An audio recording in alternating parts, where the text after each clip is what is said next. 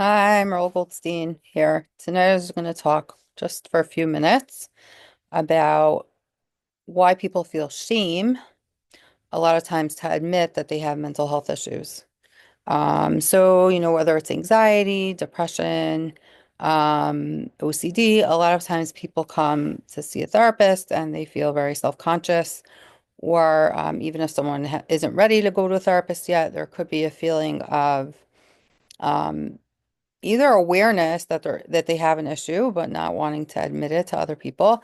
But more often than that, what I see is that people minimize to themselves their mental health struggles. They don't want to admit that maybe they have a disorder or um, a mental health issue that's diagnosable.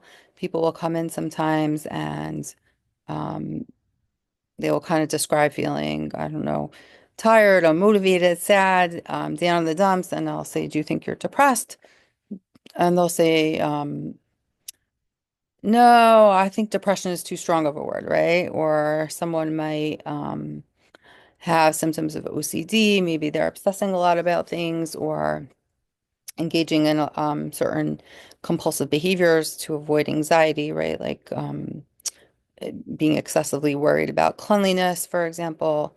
Um, or reading into things. And if I call it OCD or ask them if they think they have OCD, right? They're like, I don't know, that I don't think so, right? So a lot of times the labels are uncomfortable for people of certain diagnoses. And also people have trouble actually just acknowledging to themselves maybe how much they're struggling, how much they're suffering, how hard things have been. So the question is, why the stigma? Why the shame? Why is it so hard for people to admit to themselves that they're having some sort of struggle that maybe needs medication or needs therapy or needs some kind of help? So there could be, of course, a lot of reasons for this. And as we know in our society, right, there is a sense of stigma around mental health issues that everyone is working to try to decrease and address. Um, but one of the things that I've noticed in a lot of my clients that have trouble acknowledging when they're having a struggle that maybe needs clinical help is that a lot of times they grew up in a home where their parents were anxious, right? At any sign in the child that something was wrong. So if their child was unhappy or scared or had any fears or anything that the parent maybe thought wasn't normal, or they couldn't fix, right? Something that a parent feels they can't fix in their child. Like if their child is anxious, parents can get feel very helpless about that, and that can be very difficult for them.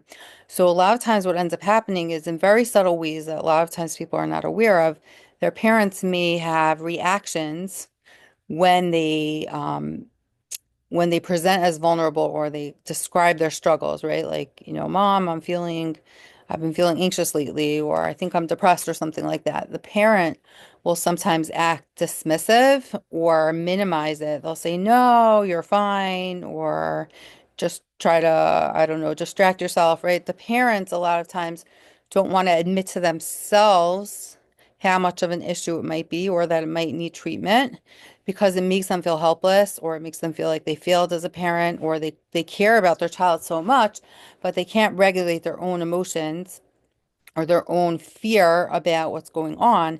And so they end up like almost transmitting that to the child, right? They instead of providing support and seeking treatment, they give the child the message that don't make such a big deal out of it, right? Or um, I think you could just use a coping skill, right? Or this thing will help you. And sometimes parents, especially if they have more of an avoidant attachment, will become very focused on practical solutions, right? Distraction or talking yourself out of it. And so children actually learn this response to kind of minimize their own experience. And then what ends up happening is when they can no longer minimize or talk themselves out of facing their problems, or they start to feel like they're really suffering from their anxiety or their mood or whatever the issue is, their trauma, then there's this feeling of like shame, like I failed, right? Like my parents made it sound, or society made it sound, or whoever it was, right? Like I should be able to get over this. Or a lot of times people, if their feelings don't make sense logically in their minds, then they think they're being weak. right? So sometimes people, let's say if there would be like a death in a family, God forbid, or something like that, and a person feels sad, they don't feel ashamed of that, right? Or even if they're depressed, maybe because they feel like they have a good reason for their feelings. But if someone can't identify a specific trigger, or they feel like they're anxious for no reason, or they're sad for no reason, then a lot of times people start to like wonder what that means, right? Like, is what's wrong with me? I should be able to cope.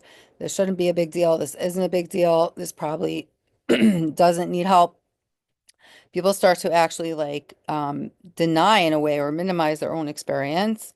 And that really makes it hard for them to get the help they need because they have this like internalized um, process or coping strategy of trying to talk themselves out of how much things are maybe impacting them or they're suffering or maybe they're needing help. And so that's like really the first step a lot of times is trying to become aware of those messages and where those messages came from because a lot of times we have internalized messaging from other people that, healthy people get over things or could just distract themselves or don't get depressed, or if we don't have a good reason or explanation for our feelings, then we shouldn't have them or something like that. And that messaging, those beliefs about our emotions or about our struggles are part of what create the shame and what make it hard for people to get help. So that's one of the first steps I would recommend if this sounds like you, is just more awareness of where you got the message or the idea that your feelings have to make sense,